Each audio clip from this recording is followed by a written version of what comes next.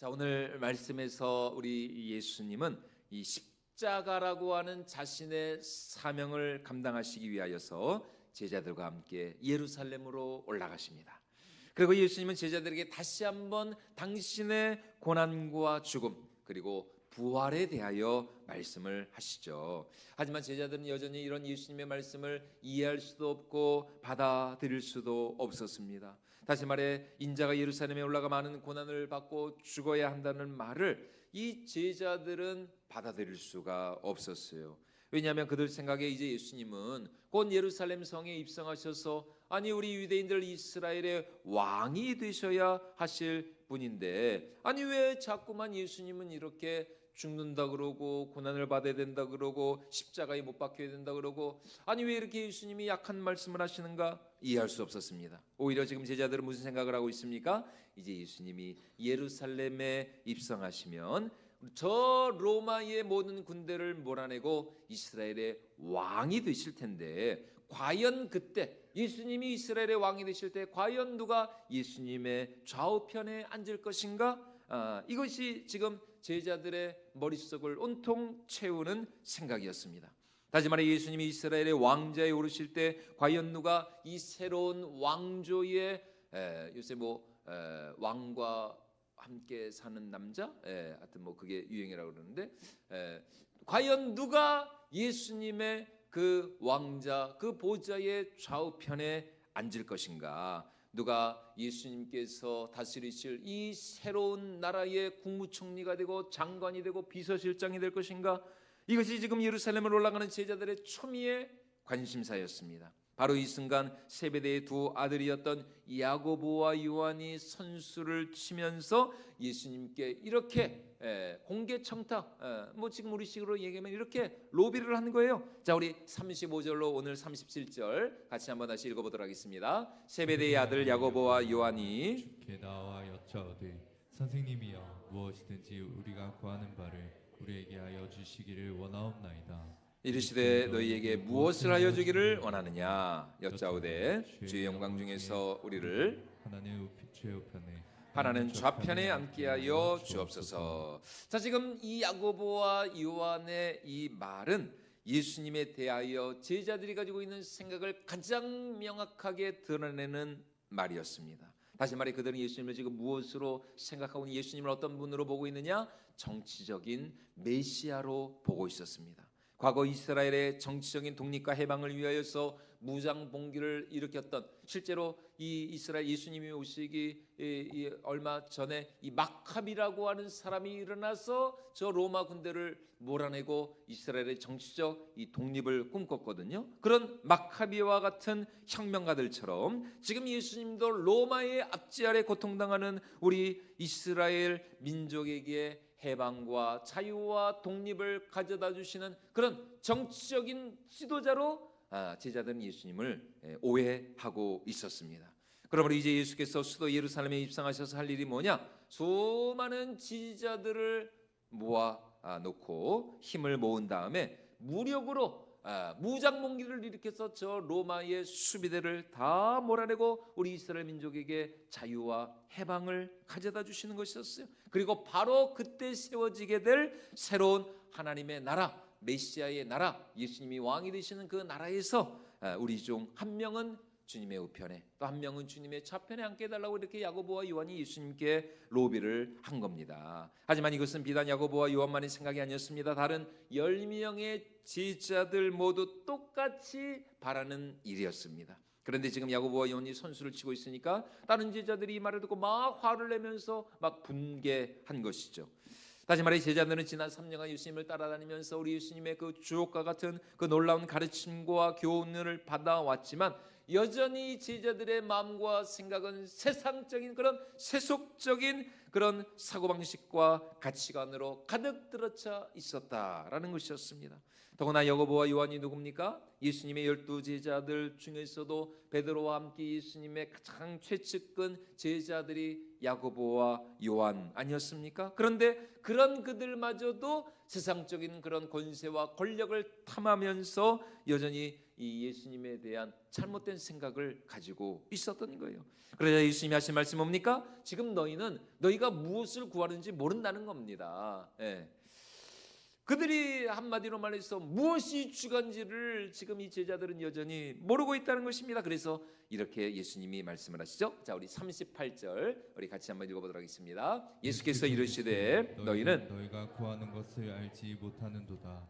내가 마시는 잔을 너희가 마실 수 있으며 내가 받는 세를 너희가 받을 수 있느냐. 예, 무슨 말입니까? 지금 예수님이 이스라엘 이 수도 예루살렘에 올라가셔서 할 일은 그들이 생각하는 것처럼 이스라엘의 왕자에 앉는 것이 아니라는 것입니다. 예수님은 지금 저 이스라엘의 왕좌에 앉으려고 예루살렘 성에 입성하시는 게 아니었다는 것입니다. 물론 예수님은 장차 하나님 보좌 우편에 영원토록 좌정하실 것입니다. 하지만 그 영광의 보좌에 좌정하시기 전에 예수님이 반드시 하셔야 할 일이 무엇이느냐? 그것은 바로 십자가를 지셔야 했던 것입니다. 고난의 잔을 마시고 죽음의 세례 이 십자가의 이 고난의 잔을 마셔야만 하셨다는 것입니다. 십자가의 고난과 죽음이 없이는 당신이 택한 백성들의 용서와 구원도 있을 수가 없기 때문이었던 것입니다.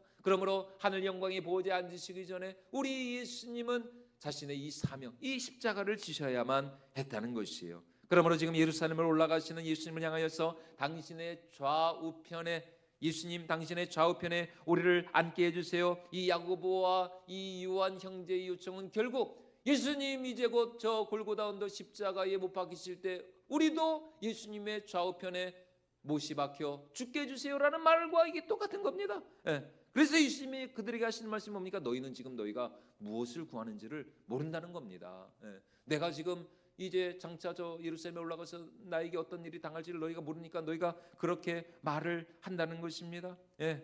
여러분 오늘 우리도 마찬가지입니다. 때로 우리가 하나님께 기도하고 구하는 것이 무엇인지 뭐 어떤 일인지를 잘 모르고 그렇게 구하는 경우가 있다라는 것입니다. 그러므로 만약 우리가 기도하고 소원하는 대로 하나님께서 다 들어주셨다면 여러분 어쩌면 우리는 지금 이 세상 사람이 아닐 수도 있는 것입니다. 그래서 우리의 기도가 응답되지 않을 때 우리는 때로 원망하고 또 불평할 때도 있지만 사실은 그때 그 기도가 응답되지 않은 것이 어쩌면 우리를 위한 하나님의 더 좋은 길이었다라는 것입니다. 그게 오히려 우리의 기도를 들으시지 않은 것이 오히려 하나님의 은혜요 하나님의 축복이었다는 것입니다. 만약 지금 예수님께서 야고보와 요한의 청을 예수님의 좌우편에 앉기로 합니다. 아 그래?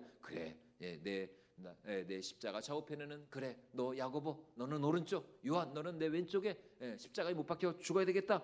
여러분 그렇다면은 예수님의 십자가 좌우편에는 이 야고보와 요한이 달렸을 것입니다. 물론 그들은 오순절 성령 강림 사건 이후에 복음을 전하다가 이 야고보 사도는 초대교회 최초의 순교자가 되었고 그리고 사도 요한은 물론 순교를 당하지 않았지만 거의 이 밤모섬에 갇혀서 순교자와 같은 그런 삶을 살았습니다. 하지만 지금 야고보와 요한은 예수님의 말씀을 전혀 이해하지 못한 채 뭐라 그럽니까? 우리가 예수님이 마시는 잔을 마실 수 있고 또 예수님이 받는 세례를 받을 수가 있습니다. 이렇게 큰 소리를 치고 있는 것입니다. 그러자 우리 예수님께서 비로소 제자들을 향하여서 당신이 세우실 이 하나님 나라 새로운 하나님의 나라의 진정한 통치 원리가 작동 원리가 무엇인지에 대해서 말씀을 하십니다. 자, 우리 42절 말씀인데요. 같이 한번 읽어보도록 하겠습니다. 예수께서 불러다가 이르시되 이방인의 집권자들이 그들을 임의로 주관하고 그 고관들이 그들에게 권세를 부리는 줄을 너희가 알거니와. 여러분 오늘 우리가 살아가는 이 현실 세상의 통치 원리는 무엇입니까? 우리가 잘 아는 것처럼 권력을 잡으면 잡을수록 또 지위가 높아지면 높아질수록 그 힘과 지위와 권세를 가지고 사람들을 임의로 주관하고 다스리는 것이죠. 윗사람이 아랫사람에게 명령하고 지시하면 아랫사람은 그대로 복종할 수밖에 없습니다. 여러분, 이것이 세상의 전형적인 통치, 지배 원리예요. 아무리 시대가 변하고 아무리 세상이 달라졌다고 해도 예나 지금이나 모든 인간 사회는 더 힘 있는 자가 그렇지 않은 사람들을 지배하고 다스리는 계급 사회라고 할 수가 있는 것입니다. 그것이 세상의 전형적인 지배 논리예요. 그래서 예수님도 뭐라고 지금 말씀하십니까? 이방의 집권자들이 그들을 임의로, 그러니까 자기 밑에 사람들을 임의로 주관하고 다스리고 그 고관들이 그들에게 권세를 부리는 줄을 너희가 알지 않느냐. 그게 맞다는 것입니다. 세상은 그렇다는 거예요. 그러나 우리 예수님이 가져오시는, 우리 예수님께서 이루실 하나님 나라의 지배 원리, 하나님 나라의 통치 원리는 전혀 그렇지 않다라는 것입니다. 오히려 이 세상과는 정반대라는 것입니다. 높은 자가 낮은 자를 지배하고 윗사람이 아랫사람을 다스리는 것이 아니라 정반대로 하나님의 나라에서는 높은 자가 낮은 자를 섬기고 윗사람이 아랫사람의 시중을 드는 그야말로 세상과 정반대의 원리로 다스려지는 나라가 바로 우리 예수님과 함께 임하는 하나님의 나라라는 것입니다. 그래서 오늘 예수님은 제자들에게 이렇게 말씀을 하시죠. 자, 우리 43절과 44절 말씀 같이 읽도록 하겠습니다. 너희 중에는 그렇지 않을지니 너희 중에 누구든지 크고자 하는 자는 너희를 섬기는 자가 되고 너희 중에 누구든지 으뜸이 되고자 하는 자는 모든 사람의 종이 되어야 너희 합니다. 중에는 어떻다고요? 그렇지 아니하니. 43절 말씀 다시 한번 보여주실까요? 너희 중에는 뭐하지 않을지니 그렇지 않을지니. 너희는 그러면 안 된다는 것입니다. 하나님의 나라는 그렇지 않다는 거예요. 높은 자가 낮은 자를 다스리고 윗사람이 아랫사람들에게 큰소리치고 명령하는 그것이 세상의 자연스러운 이치라는 것입니다. 그러나 너희는 그렇지 않을지.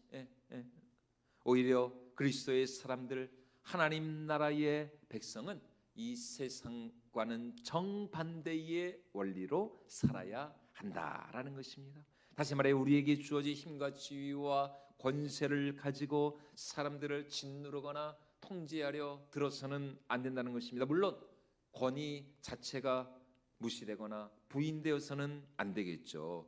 부모님의 권위, 교사의 권위, 또 지도자의 권위는 마땅히 존중받아야 합니다. 그래서 로마서 13장에서 사도 바울도 뭐라 그럽니까? 우리가 위에 있는 권세에 자발적으로 순종해야 된다. 왜냐하면 모든 권세는 다 하나님으로부터 난 것이기 때문이다. 자, 우리 로마서 13장 1절 말씀 같이 한번 읽어보도록 하겠습니다. 각 사람은 위에 있는 권세들에게 복종하라. 권세는 하나님으로부터 나지 않음이 없나니 모든 권세는 다 하나님께서 정하신 바라. 각 사람은 위에 있는 권세들에게 복종하라. 분명히 성경이 우리에게 말씀을 하고 있습니다. 그러나 이거는 이제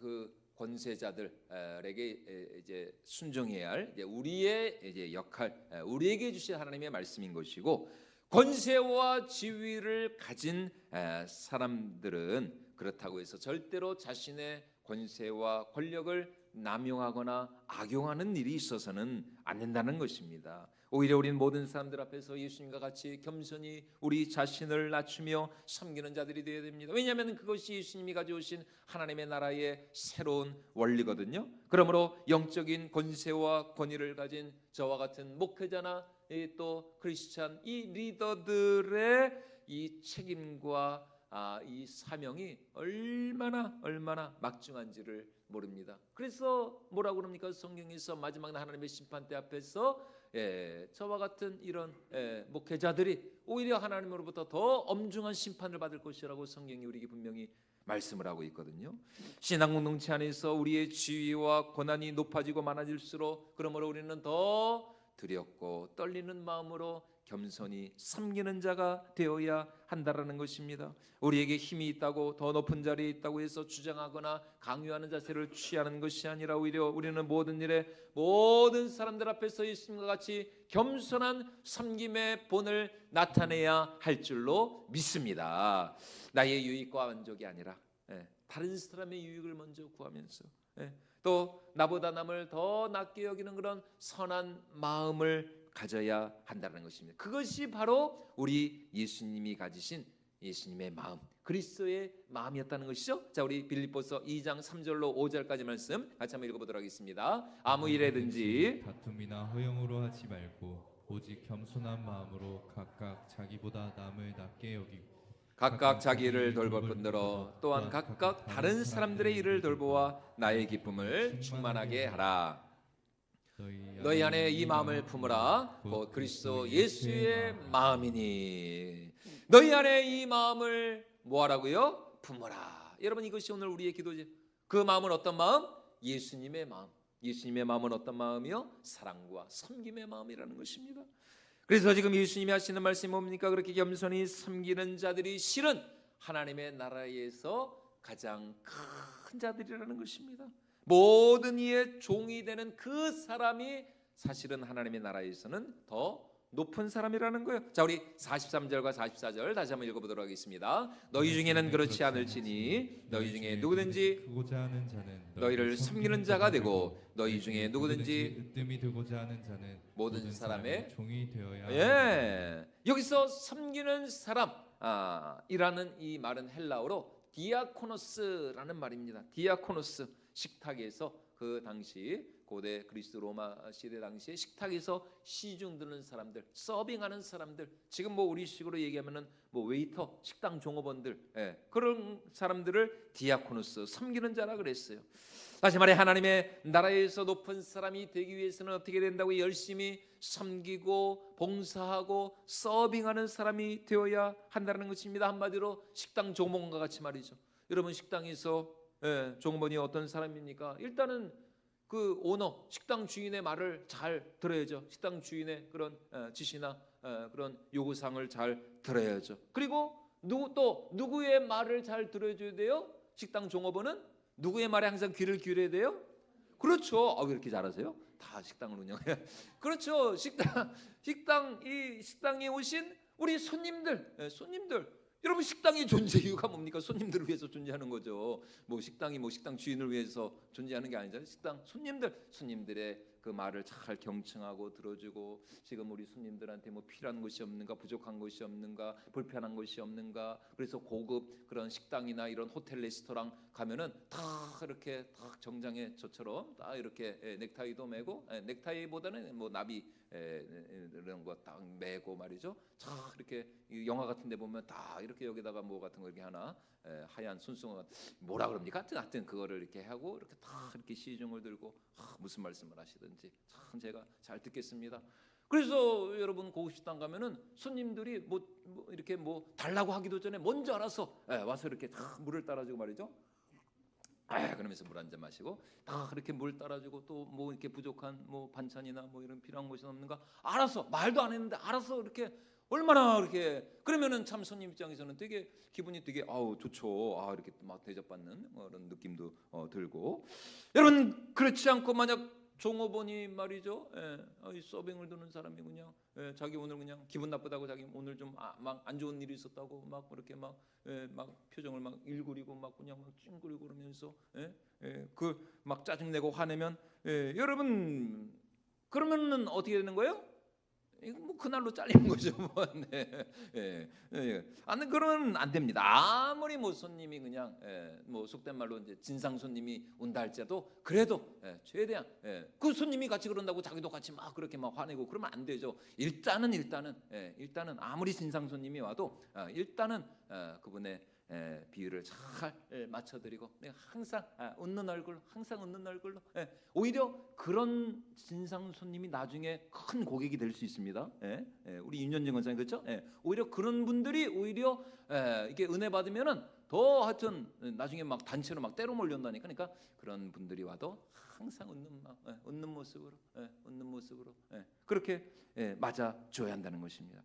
물론 누군가를 그러니까 여러분, 우리 교회의 우리 중직자들, 직분자들은 항상 디아코니아, 항상 이렇게 서빙을 잘하는, 항상 섬김을 잘하는 그런 분들이 되어야 한다는 것입니다. 그래서 초신자나 또 새가족들이 올 때 우리 중직자들은 그분들의 종이 되어주는, 그분들을 잘 서빙해야 된다는 것입니다. 그들의 필요를 채워주고 그들의 이야기를 잘 들어줘야 한다는 것입니다. 물론 누군가를 섬긴다는 것이 쉬운 일은 아니죠. 어려운 일입니다. 여러분, 세상은 섬김을 받고 싶어하지 누가 섬기려 하고 싶습니까? 섬김을 받고 싶어하지. 다른 사람들보다 내가 더 높아지고 싶지, 낮아지고 싶은 사람이 어디 있어요? 우리의 우리의 인간적인 본성은 여러분 그렇잖아요. 내가 조금이라도 더 높아지고 싶고 섬김을 받고 싶고 내가 더 소유하고 가지고 싶고 말이죠. 그래서 고대 그리스의 그 위대한 철학자, 여러분들이 잘 아시는 플라톤, 여러분 플라톤이 무슨 말을 한지 아십니까? 남을 섬기는 사람이 어찌 행복할 수 있겠는가. 여러분, 이게 플라톤의 말입니다. 그러니까 섬기는 것하고 행복하고는 거리가 멀다는 거예요. 뭐 지금 세상들은 다 행복해지고, 그 당신의 제일 큰 소원이 뭐 행복하고 싶어요. 근데 섬기는 사람이 어찌 행복할 수 있냐? 섬김과 행복은 이게 거리가 먼 일이라는 것입니다.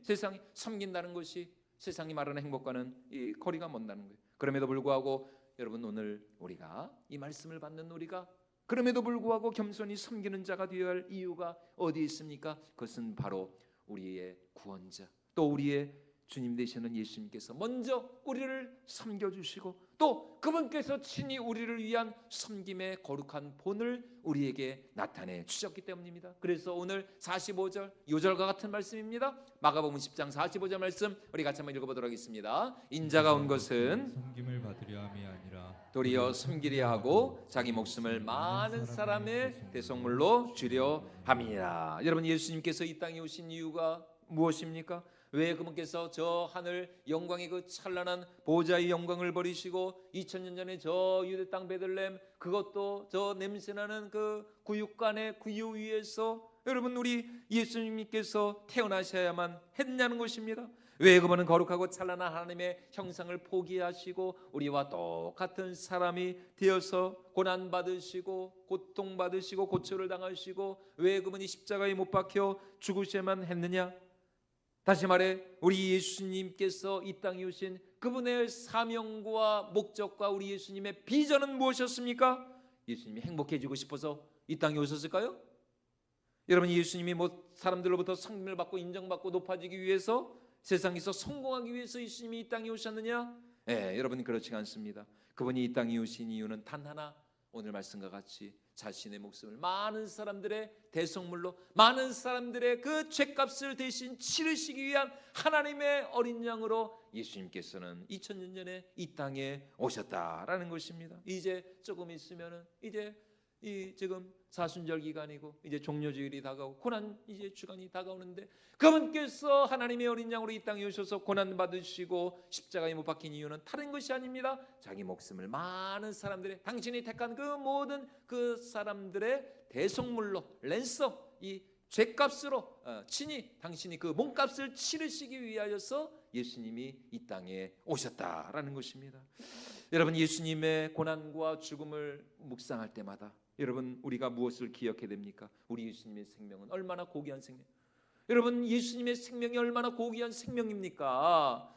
저 은하수, 저 온 우주를 합친 것보다도 더 영광스럽고 보배롭고 존귀한 생명이 우리 예수님의 생명 아닙니까? 그런데 우리 예수님께서는 바로 온 우주보다도 저 은하수보다도 더 위대하고 존귀한 당신의 그 고귀한 생명을 우리를 위한 대속물로, 죄인들을 위한 몸값으로 치르시기 위하여서 이 땅에 오셨다라는 것입니다. 그러므로 그리스도 예수의 사람들은 어떤 사람들이 되었느냐? 예수님과 같이 섬기는 사람들, 다른 이들을 위한 서비스 정신, 봉사 정신으로 무장한 사람들이 되어야 한다는 것입니다. 다시 말해, 하나님 나라의 리더십은 어떤 리더십일까요? 섬김의 리더십, 섬김의 리더십. 하나님의 나라에서는 섬기면 섬길수록 더 높아지는 것입니다. 섬기면 섬길수록, 희생하면 희생할수록 더 부유해지고 풍성해지고 넉넉해지는 것입니다. 나의 헌신과 희생을 통해서 다른 사람들이 행복해지고 또 나의 섬김과 봉사를 통하여서 다른 사람들이 기뻐할 때 여러분 그 사람이 바로 우리 예수님과 함께 임한 하나님 나라의 진정한 주인공이 되는 줄로 믿습니다. 바로 그런 사람들이 마지막 날 우리 예수님의 보좌 좌우편에 앉게 될 영광을 누리게 될 것입니다. 여러분 교회에서 누가 제일 큰 사람일까요? 교회에서는 누가 제일 높은 사람이에요? 목사님, 틀렸습니다. 땡. 교회에서는 제일 잘 섬기는 분이 제일 높은 사람입니다. 예. 여러분 교회에서 목사가 제일 높은 사람이 아니에요. 예. 이 몇몇 목사님들 그렇게 착각을 하니까 그렇게 사고를 치고 문제를 일으키고, 여러분 목사가 제일 높은 사람, 제일 많이 섬기는 분들, 제일 겸손하게 섬기는 분들, 여러분 그분들은 반드시 저 천국에서 우리 예수님과 함께 해와 같이 달과 같이 별과 같이 빛나는 영광을 누리게 될 줄로 믿습니다. 여러분 그러므로 그리스도의 살과 피와 그 몸이, 예수님의 그 고귀한 그 몸이 십자가에서 깨어지시고 십자가 위에서 부서지시고 예수님께서 당신의 물과 피를 다 쏟으심으로 말미암아 이 땅 가운데 진정한 우리 하나님의 은혜와 생명 구원의 꽃이 피어난 것처럼, 여러분 오늘 우리도 마찬가지입니다. 내가 죽어야 내가 예수님처럼 십자가에 못 박혀야, 그래야 누가 살아요? 우리 자녀들이 살고 우리 가정이 사는 겁니다. 내가 죽어야 우리 가정이 사는 거예요. 여러분 내가 대접받고 싶고 내가 왕이 되고 자하고 내가 조금 더 섬기고 싶지 않고 그러면은 안 됩니다. 내가 죽어야 우리 가정이 살고 내가 죽어야 우리 교회가 사는 것이고 말이죠. 그러니까 가정에서도 누가 제일 높은 사람일까요? 남편? 부모님? 제일 많이 섬기시는, 뭐 거의 대부분 부모님들이 제일 많이 섬기시죠. 그러니까 하여튼 누구든 제일 잘 섬기는 사람, 그 사람이 제일 높은 사람이에요. 그러므로 오늘 우리의 기도 제목은 무엇입니까? 바로 이것이 되어야 됩니다. 오늘 우리의 삶이 정말 예수님과 같이 섬기는 삶이 되기를 위하여서 여러분 우리가 기도를 해야 한다는 것입니다. 그러므로 높은 자가 낮은 자를 섬겨야 합니다. 강한 자가 약한 이들을 돌봐줘야 합니다. 여러분 가진 자들이 없는 자들의 그 모든 필요를 채워주어야 한다는 것입니다. 이것이 바로 우리 예수님과 함께 임한 하나님 나라의 원리라는 것입니다. 그리고 바로 이 섬김과 헌신이 오늘 예수님께서 우리에게 부탁하신, 우리가 짊어지고 가야 할 사랑과 또 생명과 부활의 십자가인 줄로 믿습니다. 그러므로 그리스도의 십자가를 묵상하는, 또 그분의 고난에 동참하는 이 사순절 기간에 우리 모두가 예수님과 같이 더욱 섬기는 자가 되어서 하나님께 영광 올려드릴 수 있기를 주님의 이름으로 축원을 드립니다. 하나님이 우리 각자에게 부탁하신 그 섬김의 자리에서 또 우리가 섬겨야 할 그 영혼들을 우리가 기억하면서 사랑으로 섬기면서 이 한 주간도, 그리고 이 사순절 기간 더 우리 모두가 예수님과 같은 그런 섬김의 사람으로 하나님께 영광을 드릴 수 있기를, 그래서 우리 가정이 살고 우리 교회가 부흥하고 또 우리 성도님들 가시는 곳마다 하나님의 나라가 임할 수 있기를 주님의 이름으로 축원을 드립니다.